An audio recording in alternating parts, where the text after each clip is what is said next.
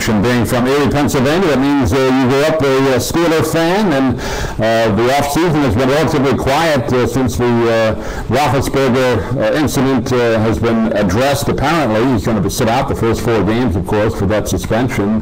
And this Leftwich is going to have to be the starter, right, to start the season for the Steelers. Of course, Tampa Bay Buck fans know a little bit about Leftwich down here. What do you think? Well, if that's the best they have to start the season, I don't think it looks well for the Steelers, although they do play the Buccaneers, I think, the 3rd game of the year, so they can probably beat the Buccaneers with you and me playing quarterback. We'll get to the Bucs in a minute. But I think, I am real concerned, especially if Roethlisberger's suspension ends up at the 6 games, although it does seem that he's doing everything that's being asked of him and more, so that he can at least reduce that suspension to 4 games. 4 games is still a quarter of the season. That's a lot of games to be played. I think they do play the Ravens that 4th game, so he won't be available for that. And they open the season with Atlanta. So, if the Steelers could somehow find a way to win 3 of those 4 games, I think that would be a bonus. I think they at least need to go 2-2, especially with the way the Ravens are being looked at as one of the top teams this year. They don't want to fall too far behind, and let's not forget the Cincinnati Bengals won the division last year, going 6-0 against division opponents, and had the 4th-ranked defense in the league last season. So things don't get easy for the Steelers. And then the other thing that really the Steelers have to look at, how do you balance preseason practice between Roethlisberger, who's not going to be there the first 4 games, and whoever they're going to put in there, supposedly Leftwich, to start the season. And because once the regular season starts, Roethlisberger cannot practice with the team. So, he's going to lose continuity to begin with before he comes back off suspension. So, old Mike Tomlin, he's really got his work cut out for him, but the Steelers saw in their infinite wisdom to give him a 3-year extension.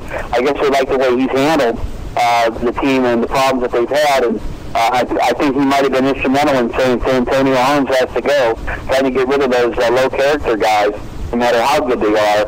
And some of the other Steelers this year are going to have to step up. Yeah, that extension, another example of why the Steelers have been such a great franchise. 3 coaches over the course of, 40-some-odd years. Right, they don't change coaches very often in Pittsburgh. With Nolan, Cowell, and now Tomlin being there for a long time. G-Man checks in that, let's see, what did you say there, G-Man? Let me bring this up here. Peyton looks good, and Sanders is an issue, just like you said, Ed, but some good changes coming up, and he'll join us next week on the show on camera, so we look forward to that. Now let's spend just a minute or two. We have about 2 minutes left in the show, Ed, about the Buccaneers, the team down here that was so terrible last year, and they did not make a lot of changes in the offseason. Depends on how some of their draft picks do, but other than that, I think the fans down here are looking at another 4 to 6 win team at best. Well, I think a lot of people are looking at that, and in fact, I did see an article today on the Pewter Report, which is the Buccaneers team online magazine, and the headline was Bucs to pick first overall in 2011. So some fans, some prognosticators are already saying Tampa's going to end up at the bottom of the barrel this year with the lowest payroll in the NFL. The size of the youth and experience gives the Bucs a top spot. So a lot of people, other than myself, are thinking that the Buccaneers don't have very for room for improvement this season. I think the biggest problem is they really haven't upgraded the wide receiver situation. I know they got a couple of rookies in there that they're counting on, but I don't think you can count on rookies.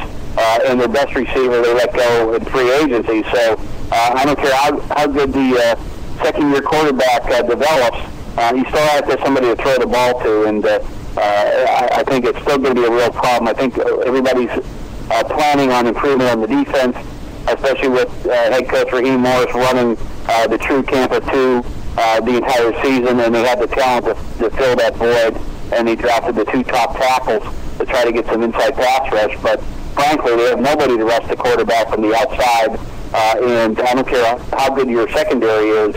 If you don't get pressure on the quarterback in the Tampa 2, you're in deep trouble, and their secondary isn't that great. So I think they're going to still give up a lot of points.